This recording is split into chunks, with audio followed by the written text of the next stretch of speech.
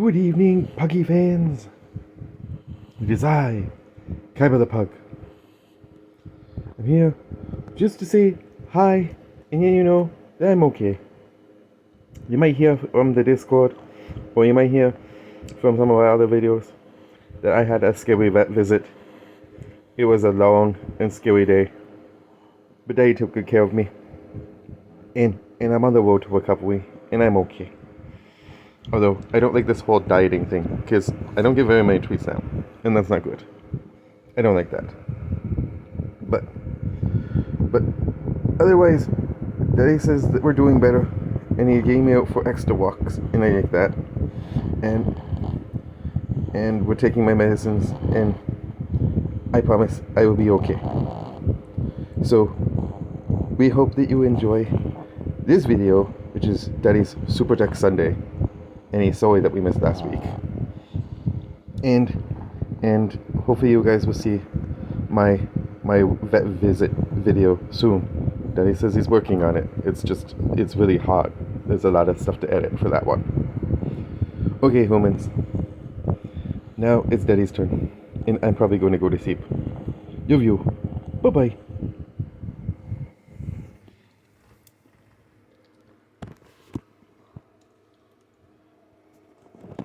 Good boy, Kaiba. Good morning, Magic players and card collectors of all kinds.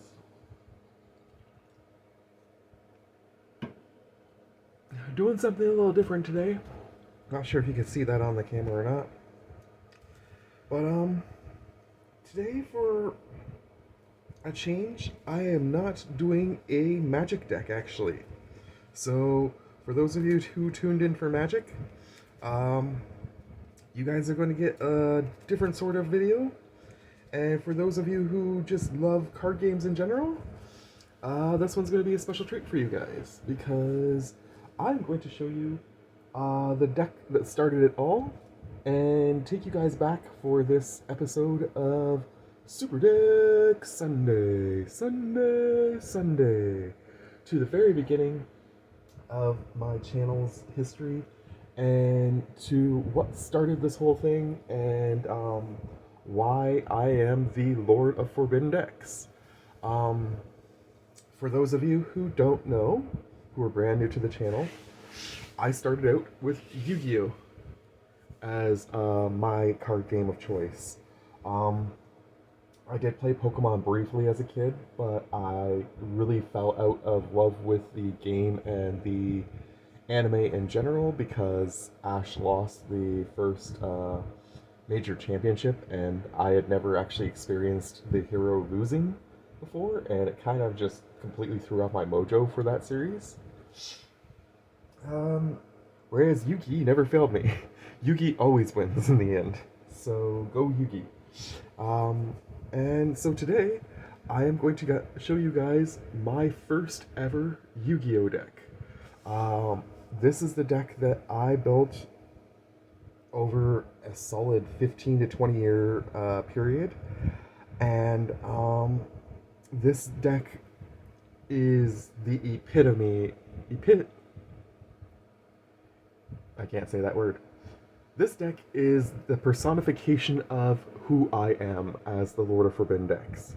Because when I first started playing Yu-Gi-Oh! It was back when the game originally came out, and before the two guys whose names I always forget because ironically, they irritate me so much that I don't want to know their names, because if I did, I would probably have like a grudge against them on a personal level rather than just on a actual player level. And I'm referring, of course, to the two guys who thought they were being so smart when they went to the one tournament in Germany with a deck that was over 1,000 cards in size. And that was virtually impossible to shuffle, and unfortunately forced the game developers and regulators to alter the rules such that it is now illegal to build a deck greater than 60 cards in Yu-Gi-Oh! Um, I always was a fan of build to the size that makes you feel best. And so my personal Yu-Gi-Oh deck from way back in the day is 113 cards in size. um, I'm going to go through the cards and I'm going to show you all the cool old school art. You're going to notice that all of my cards are pretty badly beaten up, and that is because I did not know what a card sleeve was when I first started playing Yu-Gi-Oh! By the time I got card sleeves, this deck and several of my other ones were pretty well damaged beyond monetary value per se, but they of course still have massive value in my heart. So, um, first and foremost, I want to explain how my deck building process works in Yu-Gi-Oh! Because I have a really unique process for doing this that always made the game fun for me.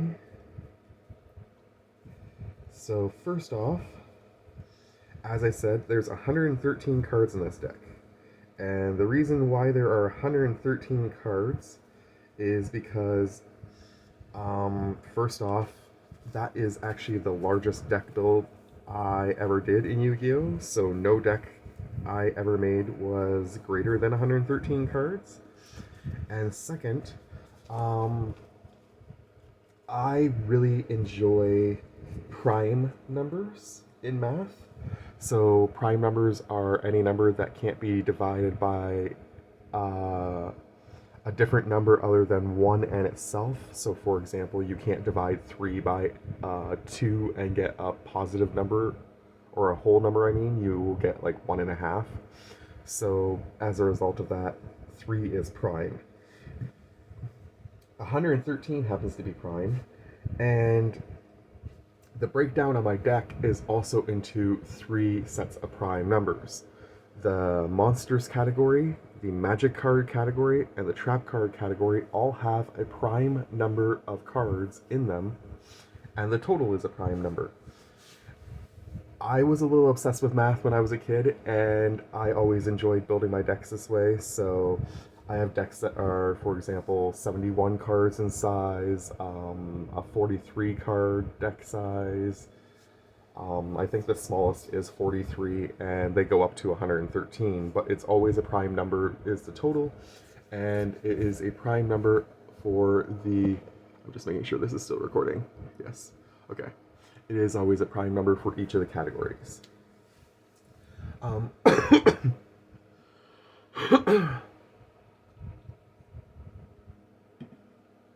The other thing I always did, which is kind of funny, because it made transitioning to Commander really easy for me, is I really liked in the original series the idea of the deck master.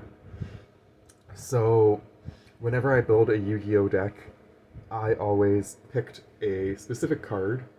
In this case, Spirit of the Breeze was the card I picked, and that was the soul card of the deck.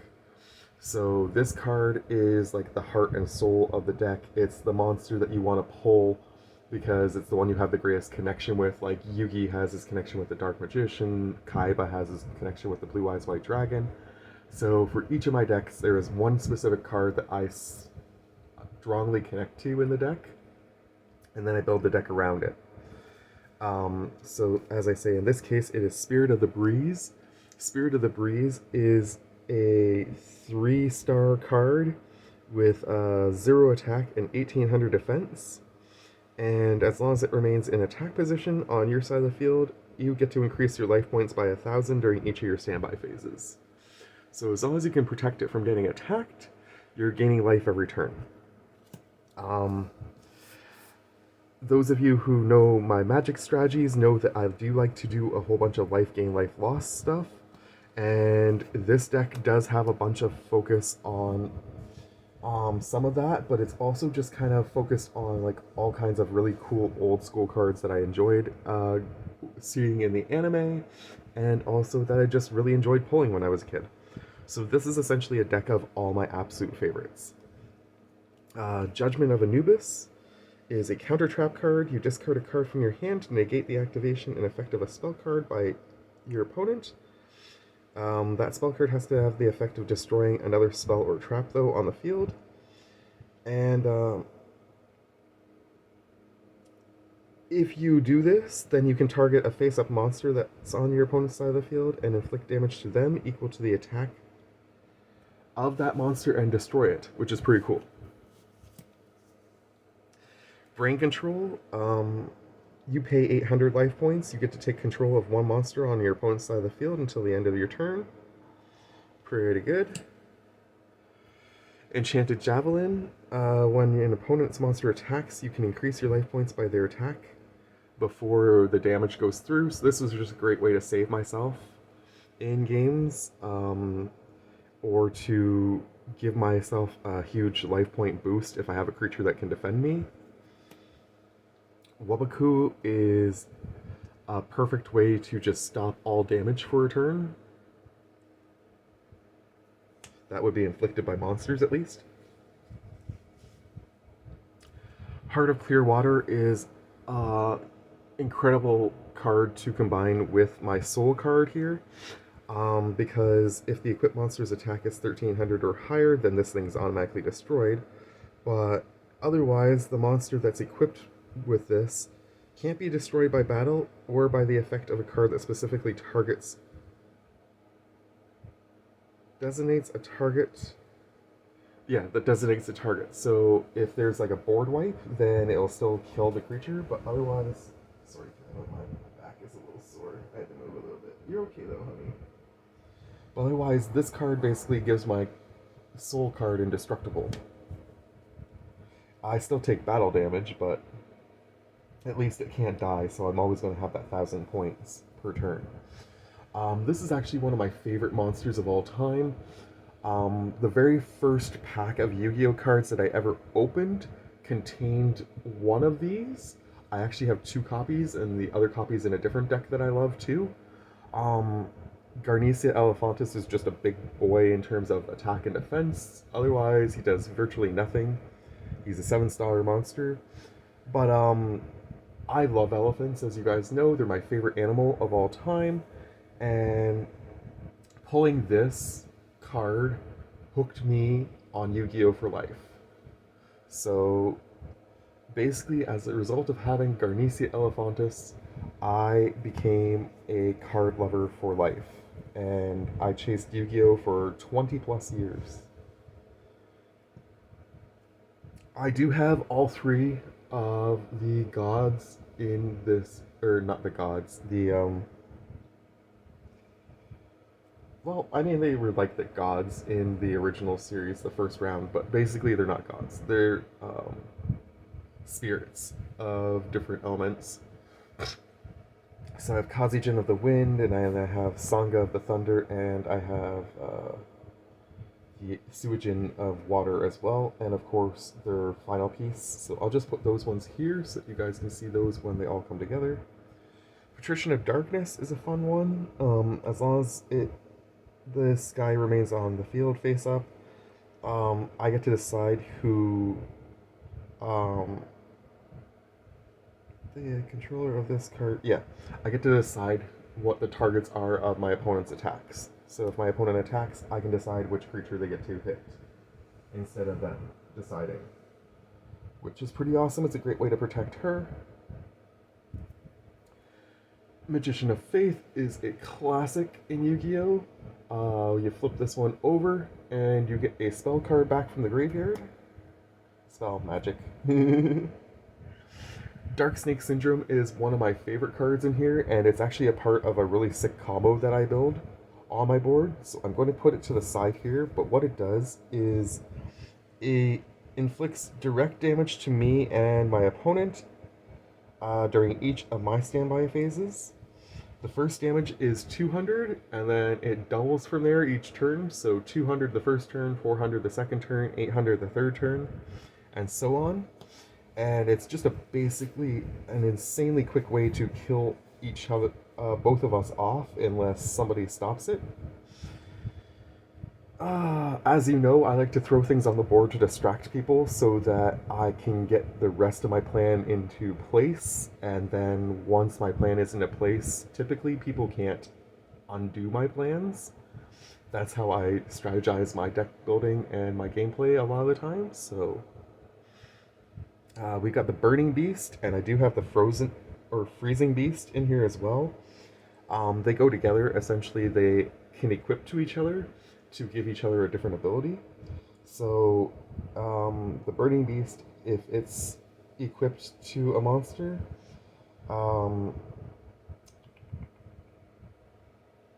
each time that monster inflicts battle damage to an opponent, I get to destroy a face-up spell or trap card. And I believe the other one lets me destroy a face-down spell or trap card. They both equip to each other though, so you have to decide which one you want a union to. Whether you want the Freezing Beast to be the one that's attacking, or you want the Burning Beast to be the one that's attacking, and the other one is equipped to it as like a weapon. Sort of think of these equipment things as like basically the equipment in Magic. Essentially, the equipped spells work the same way. Call of the Haunted just brings back a creature from the graveyard. As long as this stays on the field, that creature can stay on the field. If that creature goes to the graveyard, or this goes to the graveyard, the other piece goes as well. Double Summon lets you play an extra monster on your turn, because in Yu-Gi-Oh! You can only play one monster per turn. So having that lets me just get around that rule. Great Maju Garzette is one of my favorite creatures from this deck because he just gets really big really fast. Whatever you sacrifice, you get to double the attack of that, and that's what the new attack of this creature becomes. So if you sacrifice, say, Kazijin, for example, who has 2400 attack, you end up with a creature with 4800 attack. Now, he has no defense, but in Yu-Gi-Oh! Defense only matters if your creature is in the defense position. So, unlike Magic, where toughness is the important part,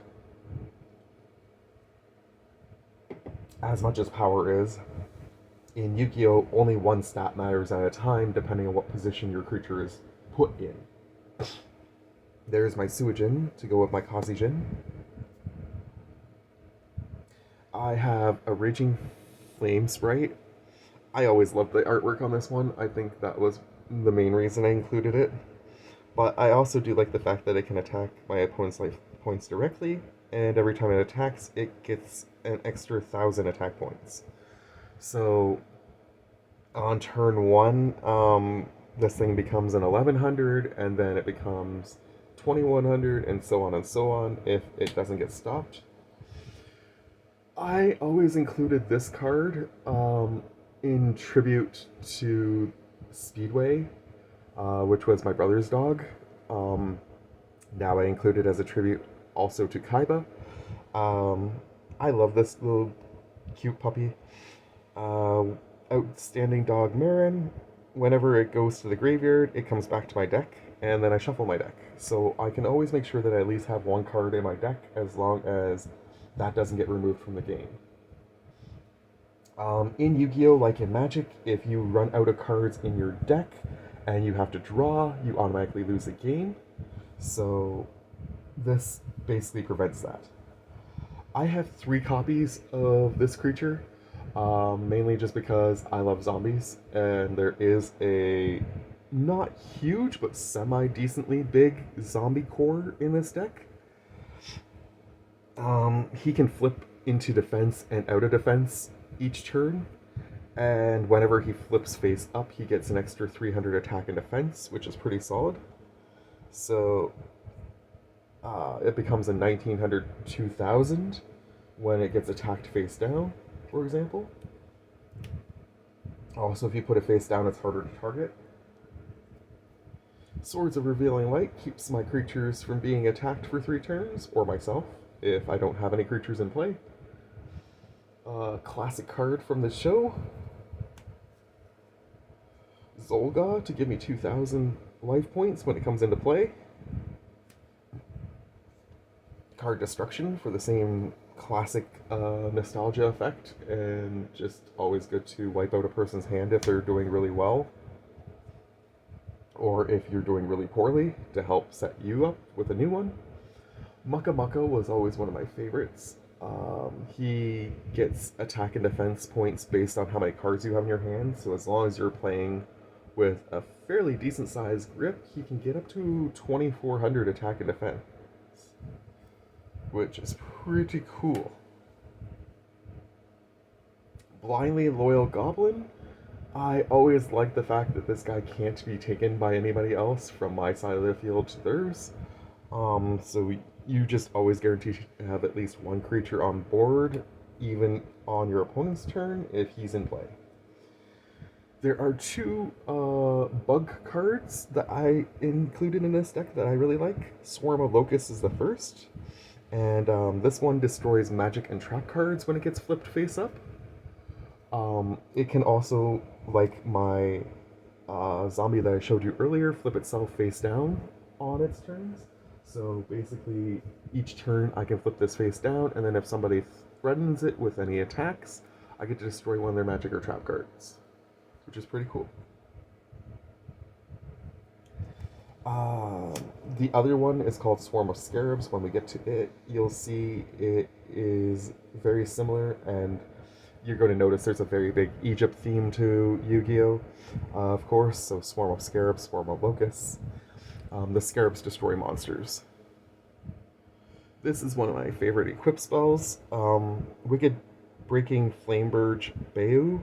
It has a combo piece in my deck with one other card that makes both of them pretty insane. But the creature gets 500 attack points, and whenever it destroys a monster with an effect on my opponent's side of the field, I get to negate that effect. So, if I were, for example, to destroy the Swarm of Locusts on somebody else's field, they would not get the effect of Swarm of Locusts when that gets played.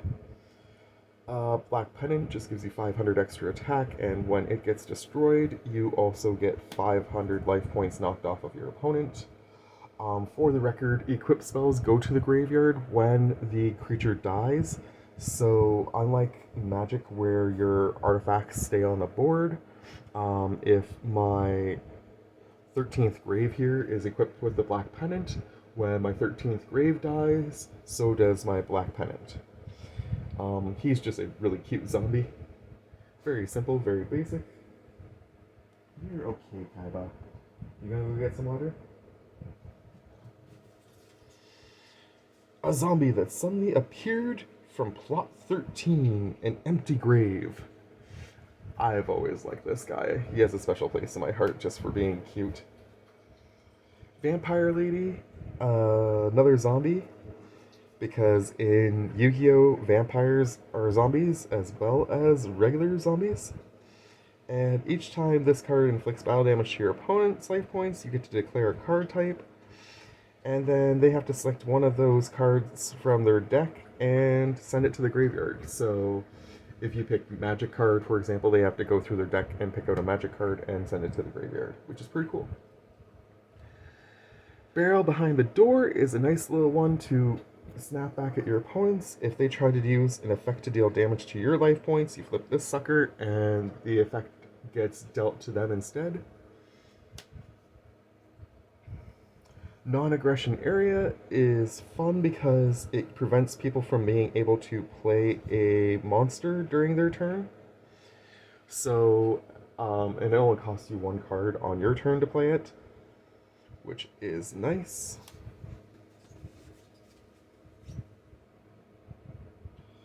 The Axe of Despair just gives you 1,000 attack points. And when it's sent to the graveyard, if you decide to sacrifice a monster on your side of the field, you can actually bring it back to the top of your deck. Maneater Bug is a classic in Yu-Gi-Oh! And of course I had to include it in my deck because this deck has a bunch of flip effect stuff. So whenever this guy gets flipped up, He destroys a monster. Um, Essentially, if you attack my bug kills whatever attacks it or something else is valuable to you. Coffin Seller is actually a part of that combo that I was talking about earlier. This deals 300 damage to um, my opponent each time one of their monsters gets sent to the graveyard. Breaker and the Magical Warrior is one of Yugi's favorite creatures. And when I pulled this when I was a kid, it was a huge deal to me. Um, I love the artwork on it, first off. Second off, it was like a auto include in a lot of decks, and getting a holographic one was extra special. Um, when it is normal summoned successfully, you get to put a spell counter on it, and then you remove that spell counter to destroy a spell or trap card on the field. But as long as the counter is on this guy, he also gets an extra 300 attack points, which makes him pretty beefy. Ryoku is a wicked spell. It has the attack of one face-up monster that actually it doesn't say that my opponent controls. I originally thought it had to be my opponent, but it just says have the attack of one face-up monster and add the same amount to another face-up monster until end of turn. Typically, you target something on your opponent's side of the field, and you typically add the attack to something on your side, of course. But Skull Dice, roll a die, try to remove some of the attack points from your opponent's monster. Magical Hats. If you've ever seen the Yu-Gi-Oh show, you know how awesome this card is. Even in the card game itself, though, this is still pretty good. Not as good as in the game, though. You only get 3 cards face down instead of 4. And 2 of them have to be non-monster cards from your deck, so... Oops. That's not a combo piece. Just Desserts.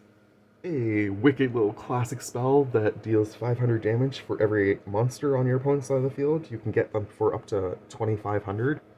Originally, now it can get them for up to probably 3,000, 3,500, depending on how many Link monsters and crap they have in play too. There is my Gate Guardian. And we're just waiting for the Sangha God of Thunder now to complete that set. Tower of Babel. Each time your opponent activates a spell, you put a counter on this. Or, sorry, you or your opponent activates a spell. And this is kind of a race to Oblivion sort of like card, because the person who puts the 4th counter on this ends up taking 3,000 damage. So it's kind of a way to lock people out from playing spells, too many of them, because they don't want to take that much damage, obviously. In Yu-Gi-Oh, the game, you start with 8,000 life points each, so unlike Magic where there's only like 40 health points, the numbers in Yu-Gi-Oh are insane. I'm not really sure why they made the life points so huge and all the different attacks and defenses so massive, but it did make for a lot of fun with math when I was a kid. I would have enjoyed Magic significantly less probably when I was a kid, because only subtracting numbers from 40 seems really sad. Sangha? Cutie if there ever was one. When he dies, you get an extra creature from your deck to your hand. Pikaru's Circle of Enchantment just prevents damage from card effects until end of turn. That's a really good one to play just in case the Tower of Babel goes off against you. Inpashi, one of my favorites from when I was a kid. It reminds me a lot of the Ents from Lord of the Rings. So that's the main reason I included it in this deck, but it also has a pretty strong toughness and power. There's another card in here that reminds me of a Lord of the Rings creature, and that's the reason why it's in here too. Cyberjar, when this thing gets destroyed, it wipes out the board, and then we get a fresh set of monsters each, depending on what's on top of our decks. So it's kind of like a chaos warp, but it wipes out everybody's boards and nothing goes back to our decks. They just all go to our graveyards. Wingweaver is a massive fighter in this deck. 2750, 2400. I think that might be the most powerful card in the deck, other than the Gate Guardian itself. And I just always like the artwork on this one, so that's the main reason I included it too. There's the Freezing Beast I was talking about earlier that goes with the Burning Beast. So like I say, this one I believe targets face down spells and traps. So if the Burning Beast is equipped to this one will wipe out face up spells and traps. If this one is equipped to the Burning Beast will wipe out face down spells and traps. Grave Robber lets you just steal a spell card from your opponent for a turn. If you steal it on your turn, though, and you play it, you have to take 2,000 damage, which is quite a bit. But again, if you have the Circle of Enchantment in play, then you won't take any damage. Giant Axe Mummy. You can flip this one face down and face up, like some of the other cards in this deck. And when this one gets flipped face up, it just gets an extra...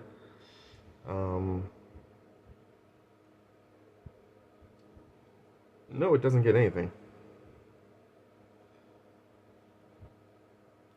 Oh, when this thing gets attacked, if the creature that attacked it has lower attack than this thing's defense, then this thing automatically destroys it. That's what this is. Okay. Graceful Dice works the same way as the Skull Dice, except instead of reducing attack points, it increases my creature's attack points. Tribute to the Doomed is one of the earlier cards that I pulled in my career that I just absolutely love the artwork on. And just a classic. You just card a card, you destroy a monster on your opponent's side of the field. Or on your own if you really want to, for some reason. Kermaid works similarly to Spirit of the Breeze. If this thing is in attack position... Actually, no, it just has to be face up. If this thing is face up on your side of the field, you get 800 points during your standby. So, collectively, they give you 1,800 if they're both in play.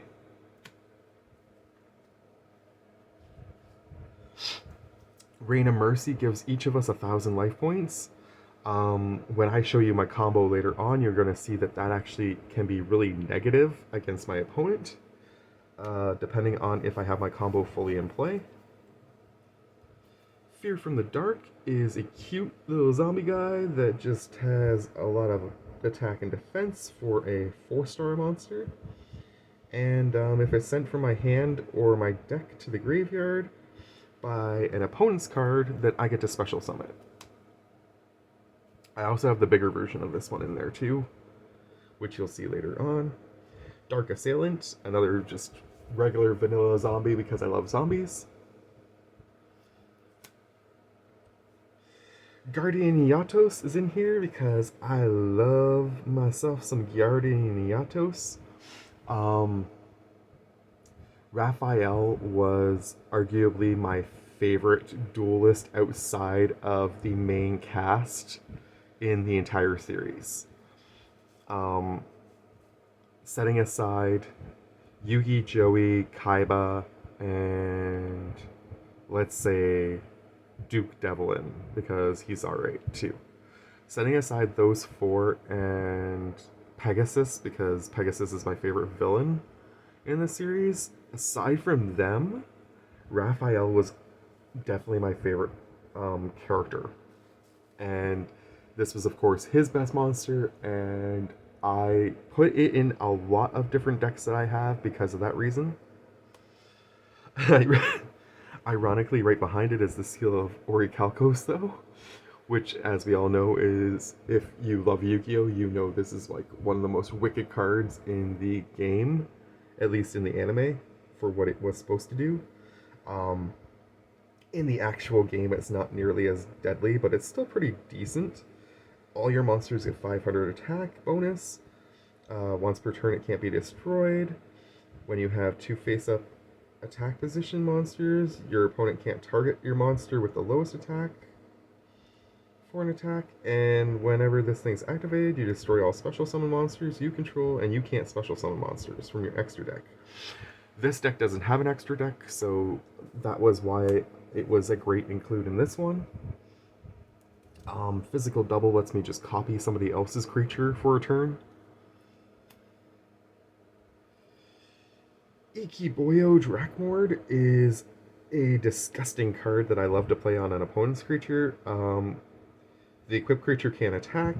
It destroys the equipped creature at the end of the second turn of the person who controls that creature. And when that creature gets destroyed, this thing comes back to my hand. So it's just a plague that I can keep playing over and over again. This is one of the key pieces in my combo, Bad Reaction to Samochi. Basically, whenever my opponent is supposed to gain life points, instead they take that much damage. So for example, that Rain of Mercy card that I showed you earlier, instead of giving them 1,000 life points, it's going to deal 1,000 damage to them while giving me 1,000 life points. The combo isn't quite complete yet. There's still 2 cards missing, but it is getting there, and you're starting to see how sick it is if I can get all 5 cards in play. Whiptail Crow, 1650, 1600, just a decent vanilla monster. Plus, I love the artwork. Mysterious Puppeteer was always a fun one for me. As long as it remains face up on my side of the field, I get 500 life points every time I summon a monster that isn't a special summon. But it does include my opponent's monsters, so when they play a monster, I also get 500 points. Shadow Ghoul is my favorite creature of all time in Yu-Gi-Oh! I think. Mainly just because I love the artwork on it, and because I really fell in love with the idea of the whole wall shadow thing and the labyrinth deck, and you're going to notice there's some labyrinth cards in here, like my Gate Guardian set. I do have an actual Gate Guardian labyrinth deck that I did build before I quit Yu-Gi-Oh! Completely, but currently, this is actually my oldest Yu-Gi-Oh! This is my oldest version of Shadow Ghoul. I traded a Catapult Turtle for this back in the day because I wanted this card so bad. And you can see how badly beat up it is in the corners because of how much I love this card and how much I treasure it. And I actually put it into my favorite sleeve of all time. You'll notice that the sleeves on these cards are all different, because when I used to build my Yu-Gi-Oh! Decks, I like to put them in sleeves based on theme and stuff. Yes, it gives me an unfair advantage when I play the game, don't get me wrong, but I never actually played competitively for the most part with these cards once I started sleeving them. By the time I got to sleeves, I was just playing for fun, mostly against myself. I would actually I'd get 2 decks out, and I'd play them against each other by myself just to practice and have some fun while I watch the anime, as sad as that sounds. So yeah, my favorite card of all time. Yomi Ship, when it gets flipped face up, it destroys the monster that tried to destroy it. So pretty good. Night Assailant, another one that when it gets flipped up, it destroys a creature. And if it gets sent directly from my hand to the graveyard, I get a flip monster back from my graveyard. So lots of those to pick from. Graceful Charity, classic including Yu-Gi-Oh! Draw 3, discard 2. Wandering Mummy, another one that just flips face down and face up. But whenever it flips face down, it lets me shuffle all the monsters that are face down. So as long as I flip it face down last, I can shuffle my Locusts around, I can shuffle my Giant Axe Mummy, which makes them more effective. Speaking of my Locust, here is my Swarm of Scarabs that I mentioned earlier. That pairs well with the Locust. It just destroys monsters though instead of spells and traps. Pharaoh's Treasure is a really cool card. When you play this, you flip it face up, it gets shuffled into your deck, and then when you get it back, you get to pick any one card you want from your graveyard and put it back into your hand. Emergency Provisions, you can destroy a bunch of other spell and trap cards, and you gain 1,000 life points for each card that you destroy.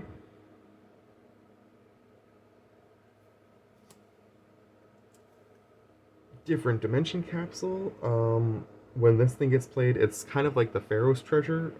It gets set aside for a couple turns, and once when it gets played, you get to pick out a card from your deck and set that card aside underneath this thing. Once this thing's time counter is wear off, you get that card that's underneath it into your hand. So, kind of like this and the Pharaoh's Treasure are kind of like tutors, essentially, back before tutors were really a thing.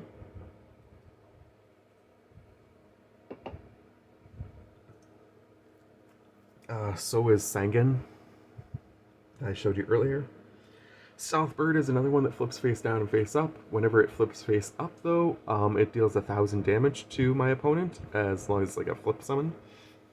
So again, with the Wandering Mummy, this just lets me shuffle it around, making it more difficult to decide which one to hit.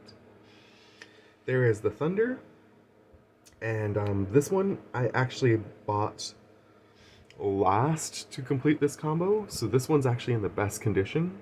It's also a first edition, which means it's actually probably worth the most money of any card in this deck currently because of its conditioning, so that's pretty cool. Lava Golem, I got this card on my birthday when I was 14 or 15. No, might have been 16. I think it was like the birthday after my parents split up. My dad and my brother went out and bought me some Yu-Gi-Oh cards from the gas station, and this was one of the pulls from that pack. Invasion of Chaos is one of my favorite sets of all time from Yu-Gi-Oh, besides Metal Raiders and Pharaoh's... what? Trying to remember the name of it. I want to say Pharaoh's Gift, but I don't think that's quite right. It was the yellow set that a lot of these flip effect monsters came from. Basically, this deck is made mostly of Metal Raiders, that Pharaoh set, and Invasion of Chaos. But it kind of includes any card from the first, let's say, 7 sets overall. Plus maybe a few extra ones from the future afterwards. Big Shield Gardna, he negates a spell when he gets flipped face up. If he was the one that was targeted with that spell. And then, when he's attacked in defense position, he changes to attack position. So he prevents you from being hurt once, but unless you can keep switching him back and forth, there's a good chance he's going to die on your next turn and you're going to take a bunch of damage. Witch of the Black Forest is the other one like Sengen. When it dies, you get to search for a new creature, put it into your hand. Yugi's favorite monster, and this was actually my brother's favorite card, which is why I included in this deck. My brother did not play Yu-Gi-Oh! For very long, but when we first started the game, he got the Yu-Gi-Oh! Basic deck, I got the Kaiba basic deck, and his favorite creature was the Summoned Skull, so despite the fact that it's beat to heck, to the point that I actually had to write out the 1200 on the side here, I still include this version of Summoned Skull in this deck, specifically as a tribute to my brother. Pitch Black Werewolf, as long as it's on my side of the field, my opponent can't activate traps during the battle phase, which means I can attack without fearing crap from the back row unless it's a quick effect spell. Dark Death Spirit is one of my favorite zombies of all time. It returns to your hand at the beginning of the end phase if it was normal summoned, flip summoned, or flip face up. And whenever this thing is normal summoned, flip summoned, or flip face up, it destroys all face up monsters on my opponent's side of the field. and it can't be special summoned. So I have to sacrifice something to put into play every time. Every time I put it into play, though, it's going to wipe out the board, give me a chance to attack for one turn, essentially, because there's no such thing as summoning sickness in this game. And then comes back to my hand. Shallow Grave lets each of us get a monster from our graveyard and put it back into play face down.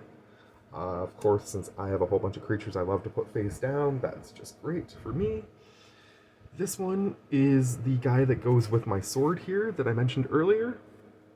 So Mephis the Infernal General, when he attacks with an attack that's higher than the defense of the opponent's monster, I get to do the difference as battle damage. So essentially he's one of the only creatures in Yu-Gi-Oh! That has trample. And whenever he deals battle damage to my opponent, I get to take a card at random from their hand and force them to discard it. So between this and this, he ends up becoming a creature with 2300 attack, 1700 defense. He prevents my opponents from using their monster effects. If I can get him out at the same time that I have the Warwolf out, my opponents can't play their traps, so they only can use their quick effect spells, essentially, to do anything to stop him. And when he deals damage to them, they're going to lose cards. It is a very fun combo. I'm going to try and move this along a little quicker, though, because this video is already getting pretty long, and I'm worried about running out of space on my phone. I got the Royal Keeper again. Malevolent Nuzzler is another equip spell, gives you 700 attack points, and when it goes to the graveyard, you can pay 500 to put it back on your deck. Ordeal of a Traveler is one of the combo cards I mentioned earlier that I really like. Whenever an opponent attacks this, they have to guess a card in my hand. If they guess it wrong, the monster that they're attacking with goes back to their hand. Magical Marionette. Whenever an opponent plays a spell, I put a counter on this thing, and its attack goes up by 200 for every spell counter on it. I can remove 2 spell counters from it to destroy 1 monster on the field as well. So with 2000 attack and 1000 defense, it's already a pretty tough creature in the first place, but then it has some nice extra effects. Cold Wave prevents either of us from playing or setting spells and traps for a turn. Book of Moon lets me flip a card face down, probably one of my own, but I can also flip something that's attacking me. Sakarustu Armor lets me destroy a creature that's attacking me. Dust Tornado to destroy a spell or trap card, and let me set one of my own. Spell of Pain. If something would deal effect damage to me, I can switch the effect damage to my opponent instead. Castle of Darkness, because first off, Castle of Darkness is classic. Second off, I have a whole bunch of zombies in here. And third off, I just always love this card. Snipe Hunter is insane. You discard a card from your hand, then you pick a card on the field, roll a 6-sided dice. As long as the dice isn't a 1 or a 6 as a result, you get to destroy the card that you picked. So, great way to get rid of some problems. Magic Cylinder, if you get attacked, you get to deal the attack damage to your opponent's life points directly, and you don't take any damage. Monster Reborn, the staple for all Yu-Gi-Oh! Decks, gives you back a monster. Big Eye, whenever he gets flipped face up, you get to look at the top 5 cards of your deck, rearrange them as you want, and put them back. The Eye of Truth is another combo piece, and it goes with this one insanely well. This thing forces my opponent to keep their hand face up, and every turn they will get 1,000 life points if they have a magic card in their hand. But because of the reaction to Samochi, if they have a magic card in their hand, they're actually taking 1,000 damage instead. So I get to see their hand, and they have to put all their spells onto the battlefield every turn, or they're going to take damage. And there's still a 1 in 3 chance, potentially, that they could be taking damage, because, depending on how they've built their decks, because if they draw a magic card during their draw phase, they will still have a magic card in their hand during their standby phase. Soul Charge lets me bring back any number of monsters from my graveyard, but every monster I do bring back costs me 1,000 life points. And I can't use my battle phase that turn. Chorus of Sanctuary, I put this in mainly because I just love the artwork on this, but also because it gives all my creatures 500 defense if they're in defense position. And I put a lot of the creatures in this deck into defense position, so this is just a fantastic way to keep them in play. Giant Soldier of Stone, for example, is better in defense, so instead of 2,000, he has 2,500 when Chorus is out.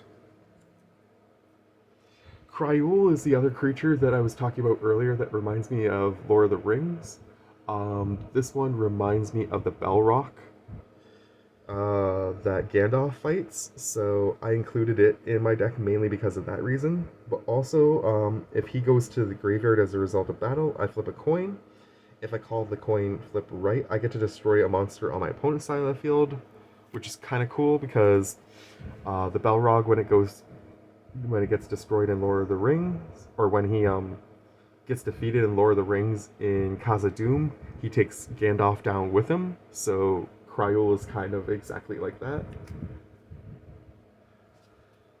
Despair from the Dark is like Fear from the Dark that I showed you earlier. If it gets sent from my hand or my deck to the graveyard, I automatically get to special summon it. This one is much more powerful though. It has 2,800 defense and 3,000, or 2,800 attack and 3,000 defense, which is insane. It rivals the Angel that I showed you earlier. Actually, I think it's better than the Angel I showed you earlier. It is. It's got better stats. That's true. Time Wizard. I love Time Wizard from the show, so I included it in my deck. He does the actual Time Wizard thing that he does in the show, except instead of it being a spin, it's a coin flip. Personally, I would have preferred if it was a dice roll, but I'll take a coin flip if I have to. Kaiba, again, Yugi's standby staple. I love Kaiba, so I included it in this deck too. This is my very first Kaiba that I ever pulled, so you'll notice that there's a whole bunch of taped corners because it was getting pretty badly damaged before I ever found sleeves. There's my third Royal Keeper. In Yu-Gi-Oh! You can have up to 3 copies of any card in your deck, unless it's a limited card, which means you can only have 1 or 2 copies kind of thing. So Royal Keeper, I included the maximum. Princess of Tsurigi. When you flip her face up, she deals 500 damage to your opponent for each spell and trap card they have on the field. So that's pretty sick. Fiend Comedian. This one is probably one of the most insane cards that I included in this deck, and it's mostly in here just because of the chaotic nature of it. You flip a coin, you call it. If you call it right, all of your opponent's cards in their graveyard get removed from play immediately. If you call it wrong, you have to send a number of cards in your deck equal to the number of cards in their graveyard to your own graveyard. So if they have 5 cards in their graveyard, you're sending 5 cards from your deck to the graveyard. I think they're your choice though, which is kind of nice. It doesn't say it's like from the top, so. Injection Fairy Lily is another one that I got from the Invasion of Chaos packs that my dad and brother got me for my birthday. This one, the Infernal General, and the Lava Golem were all pulls from that set of packs. That was probably one of the best sets of packs I ever actually pulled from. Okay, we gotta go quick because I'm running out of memory.